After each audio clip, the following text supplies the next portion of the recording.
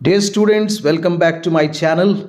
आज हम लोग पढ़ने वाले हैं एक बहुत ही इंटरेस्टिंग लॉन्ग बैलाड पोएम। और इस कविता को हम लोग जब पढ़ेंगे तो जानेंगे बहुत सारी चीज़ों को और क्रिटिकली इसको अप्रिशिएट भी करेंगे, इसके स्टोरी लाइन को समझेंगे। तो सबसे पहले हम लोग जानते हैं कि इस बैलाड को किसने लिखा है। The rime of the ancient mariner जो है एक बहुत ही लंबी पोएम है और इसे लिखा है एस.टी. कॉलरीज ने, मीन्स सैमुअल टेलर कॉलरीज। एक इंग्लिश पोएट, एक लिटरेरी क्रिटिक, फिलोसोफर और एक थियोलॉजियन आप कह सकते हैं। और वह बहुत ही क्लोज फ्रेंड रहे हैं विलियम वर्ड्सवर्थ के और दोनों थे रोमांटिक मूवमेंट के फाउंडर। 1798 में उन्होंने लिरिकल बैलाड पब्लिश किया, जिसके बाद से माना जाता है कि रोमांटिक मूवमेंट की शुरुआत हुई। उनके और भी जो वॉल्यूम्स हैं उनके साथ आप कोलैबोरेशन देख सकते हैं चार्ल्स लैम्ब का, रॉबर्ट साउदे का और चार्ल्स लॉयड का। इनके बहुत सारे जो वर्क्स हैं उसमें से नाम आता है उन नोटेबल वर्क्स का जिसमें the rime of the ancient mariner है, Kubla Khan, Christabel, conservation poems, Biographia Literaria, ये सारी कविताएं इनकी हैं और वर्क्स हैं। इनके जितने भी वर्क्स हैं वो जनरली कंप्लीट नहीं है। कुछ एक वर्क जो है उनके वो कंप्लीट है क्योंकि he was an opium eater, अफीम खाते थे और जो कुछ भी वो सपनों में देखते थे उन्हें वो लिखते थे और जब वो भूल जाते थे तो वो वर्क उनका इनकम्प्लीट रह जाता था। अब इनके जन्म की बात कर लेते हैं। इनका जन्म जो हुआ था वो हुआ था 21 अक्टूबर 1772 को और उनकी डेथ हुई थी 25 जुलाई 1834 को, ठीक है, 1834। साथ ही साथ ये भी जान लें कि इनका जन्म जो हुआ था वो हुआ था in the town of Ottery Saint Mary in Devon, England. और उनके फादर जो थे वो रेवरेंड जॉन कॉलरीज थे, एक वेल रिस्पेक्टेड विकार थे। वो एक चर्च के पादरी थे, सेंट मैरी चर्च के, ऑट्री सेंट मैरी चर्च। चलिए, बहुत कुछ हम लोग जान गए इनके बारे में। अब हम लोग चलते हैं पोएम की ओर। The rime of the ancient mariner जो है उसे कहा जाता है द लॉन्गेस्ट मेजर पोएम, जिसे सैमुअल टेलर कॉलरीज ने लिखा था 1797-98 में और 1798 इट मीन्स 1798 में फर्स्ट एडिशन जो लिरिकल बैलाड का छपा था उसमें इसे पब्लिश किया गया था।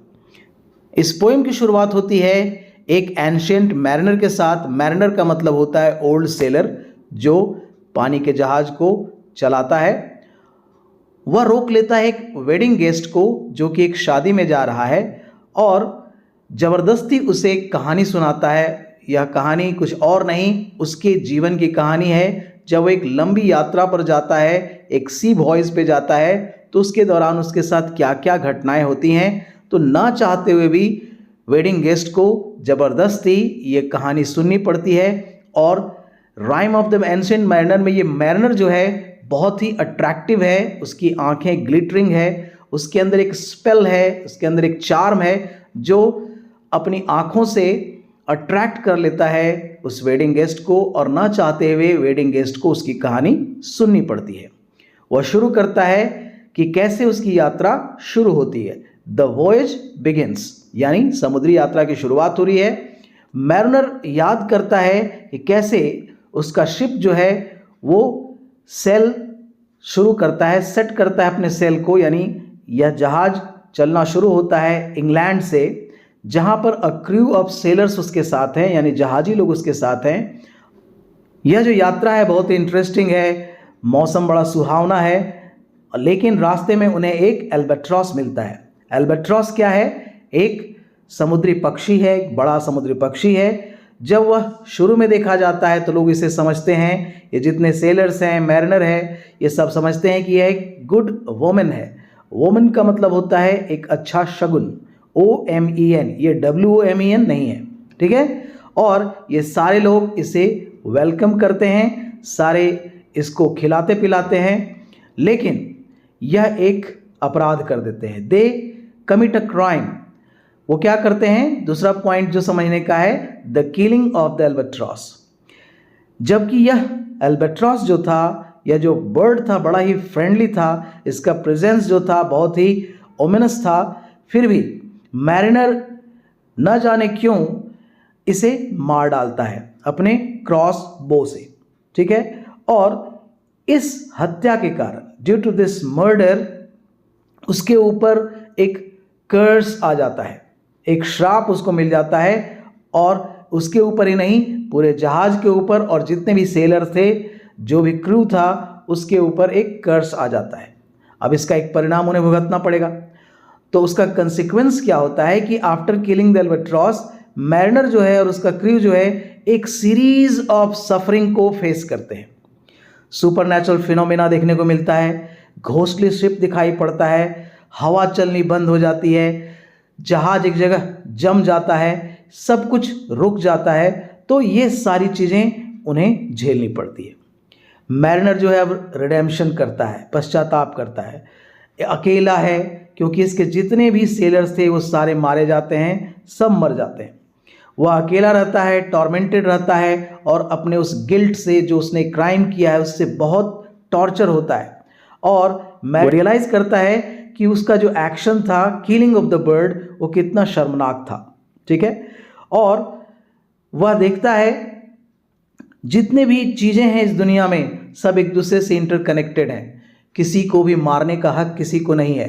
एवरीथिंग बिग और small are the creation of God. सब कुछ गॉड का क्रिएशन है। यहाँ तक कि जो समुद्र है और समुद्र के जितने भी क्रीचर्स दिखाई पड़ते हैं, उसको सब मानता है कि अब वो सबको जीने का हक है और सब गॉड के क्रिएशंस हैं। अब मैरिनर जो है वो लाइफ एंड डेथ को देखता है। ही इनकाउंटर्स विथ डेथ।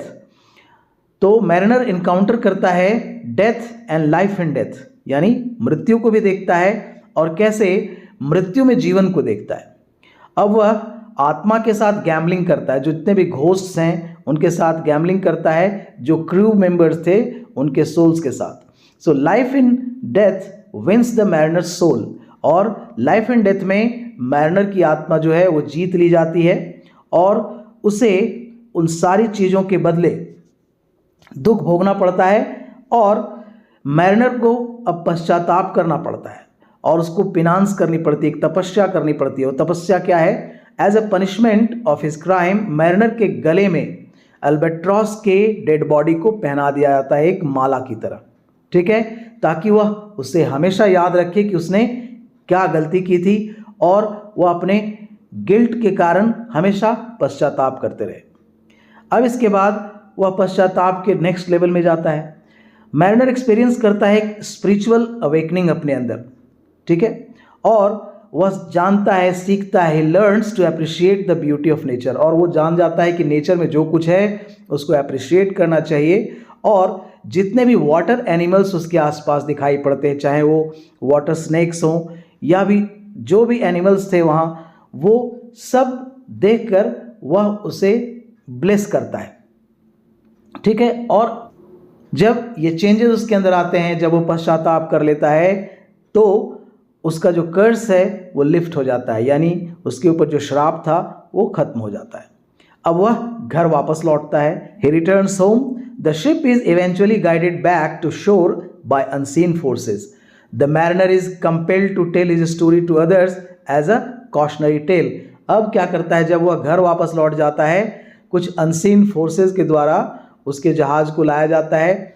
जो भी उसके क्रूज मरे हुए थे वो जीवित हो जाते हैं और उस जहाज को सेल करके किनारे तक पहुंचाते हैं। और उसे रिसीव करने के लिए हर्मिट भी आता है, एक जहाज आती है छोटी सी, और इसे लोग रिसीव करके ले जाते हैं। उसके बाद से वह ज़िंदगी में ठान लेता है कि जो भी उसके जीवन में घटनाएं हुई हैं वह इस कहानी को लोगों के साथ शेयर करेगा और उन्हें बताएगा, उसे चेतावनी देगा कि जीवन में कभी भी ऐसी गलती ना करें, क्योंकि सारे जीव एक जैसे होते हैं।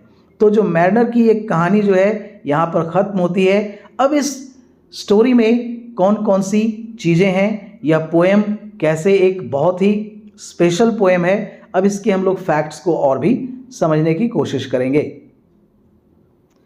सबसे पहले बात करते हैं इसके स्ट्रक्चर की और फॉर्म की। तो ये जो पोएम है वो स्ट्रक्चर्ड है as a ballad with its rhythmic pattern lending a musical quality to the narrative। इसमें एक म्यूजिकल क्वालिटी देखने को मिलता है।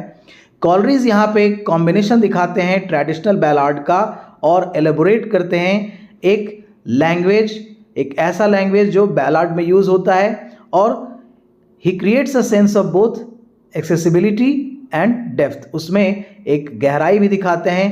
ये खास चीज़ है इस स्ट्रक्चर में और इसके फॉर्म में।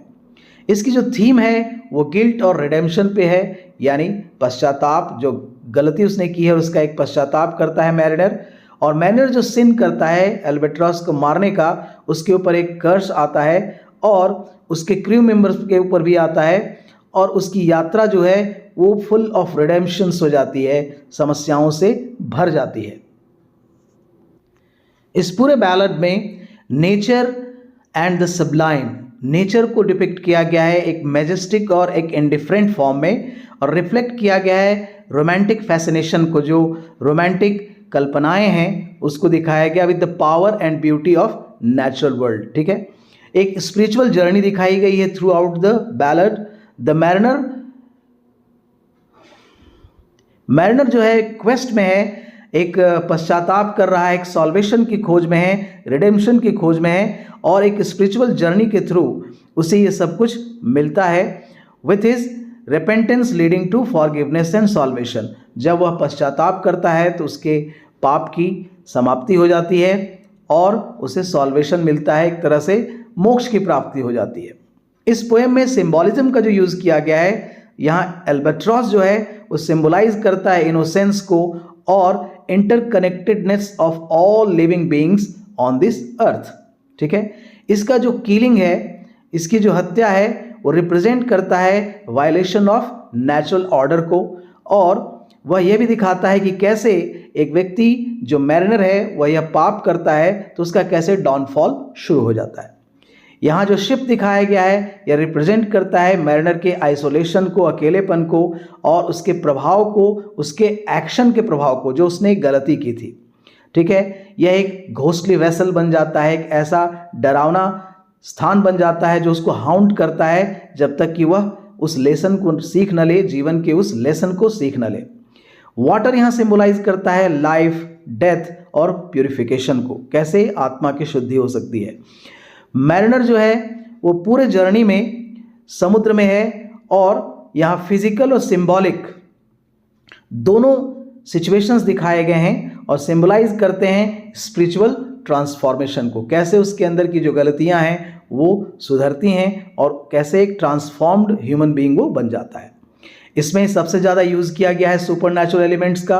घोस्टली शिप को दिखाया गया है, तो ये रिप्रेजेंट करता है सुपरनैचुरल फोर्सेस को और कंसिक्वेंसेज ऑफ मैरिनर्स एक्शन। जो मैरिनर एक्शन करता है किलिंग ऑफ एल्बेट्रॉस, वो सुपरनैचुरल एलिमेंट के तहत दिखाया गया है। कर्स को दिखाया गया है, यह रिफ्लेक्ट करता है the idea of divine punishment and human transgression, कैसे मनुष्य के अंदर चेंजेज आते हैं जिसके कारण उसको भुगतना पड़ता है। और सुपरनैचुरल एलिमेंट जो है इस जर्नी को और भी इंटरेस्टिंग बना देता है। मॉरल एंड रिलीजियस डायमेंशंस इसमें दिखाए गए हैं, कैसे सिन एंड फॉरगिवनेस है। ये पोएम जो है वो क्वेश्चन रेज करता है कि नेचर ऑफ सिन को, फॉरगिवनेस को और ह्यूमन कंडीशन को दिखाया है इसने।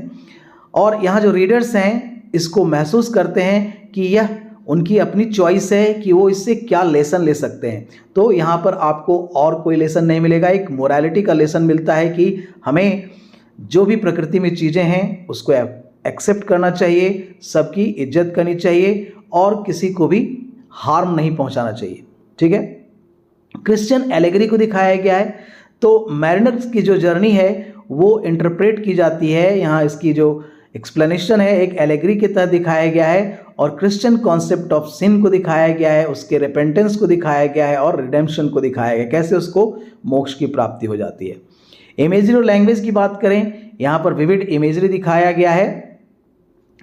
कॉलरिज जो है एक रिच इवोकेटिव इमेजरी को दिखाते हैं और नेचुरल वर्ल्ड टू लाइफ, ठीक है, एक इमर्सिंग जर्नी को दिखाते हैं और इमेजरी की मदद से यह और भी इंटरेस्टिंग पोएम बन जाती है। सिंबॉलिक लैंग्वेज का यूज़ किया गया है। पूरी जो पोएम है वो भरी हुई है सिंबॉलिक लैंग्वेज से, एलेगोरिकल एलिमेंट से, और इसमें डेप्थ और कम्प्लेक्सिटी भी दिखाई पड़ता है इसके थीम में। नैरेटिव वॉइस को दिखाया गया फर्स्ट पर्सन नैरेटिव। जो पोएम है नैरेट किया गया है मैरिनर के द्वारा खुद ही। इसमें सेंस ऑफ इमीडिएसी दिखाया गया है, personal investment to the story, यानी कहानी में कैसे अपने आप को शामिल किया हुआ है और उसने जो कुछ भी देखा है, महसूस किया है, वो एक्सपैटिएट करता है, एक्सप्लेन करता है। और इसका जो डिवाइस फ्रेम किया गया है वो इसकी शुरुआत और अंत जो है वो मैरिनर के कहानी से ही होती है, जिसमें वेडिंग गेस्ट को भी शामिल किया गया है और एक नैरेटिव पर्सपेक्टिव से इसको हम लोगों के सामने प्रेजेंट किया गया। तो ओवरऑल हम लोग क्या पाते हैं कि जो rhyme of the ancient mariner है एक मल्टी लेयर्ड पोएम है, जहां पर ये रीडर्स को कैप्टिवेट करता है, अट्रैक्ट करता है और बताता है कि जब हम कोई गलती करते हैं, जब हम कोई गिल्ट में फंसे होते हैं, तो हम अपने आप को एक्सप्लोर करना चाहिए, हमें रिडेम्पशन करना चाहिए और समझना चाहिए कि ये पावर ऑफ नेचर क्या है। कॉलरिज ने बहुत ही मास्टरफुल तरीके से यूज़ किया है स्ट्रक्चर का, सिंबॉलिज्म का, लैंग्वेज का, और हमारे सामने उनका जो interpretation of the whole story है बहुत ही ग्रैंड है। फाइनली जो ये लेसन देके जाती है कविता हमें, वो देके जाती है कि जो ये वर्ल्ड है इसमें जितने भी जीव हैं उन्हें हमें अप्रिशिएट करना चाहिए, हमें अप्रिशिएट करना चाहिए the beauty of God's creation and also love all living things present in the world. तो rime of the ancient mariner जो है वो ये जो जर्नी है वो एक दिखाती है ऐसी जर्नी जहाँ पर वो कमिट करता है सिन को, उस सिन की ग्रेविटी को समझता है, सुपरनैचुरल कंसिक्वेंसेस को समझता है और ही अंडरगोज अ स्पिरिचुअल ट्रांसफॉर्मेशन। उसके अंदर एक ट्रांसफॉर्मेशन आता है, एक स्पिरिचुअल ट्रांसफॉर्मेशन आता है और फाइनली वह रिडेम्पशन को सीख करता है, उसे सॉल्वेशन की प्राप्ति होती है, इसको मुक्ति कहते हैं। फाइनली ये कविता समाप्त होती है हमें एक मोरालिटी का लेसन देते हुए। So dear students, I hope कि अब ये कविता आप अच्छे तरीके से समझ गए होंगे, आप इसको एग्जाम में बहुत अच्छे तरीके से लिख सकते हैं। So thanks for watching the video, keep watching, keep sharing, till then bye bye.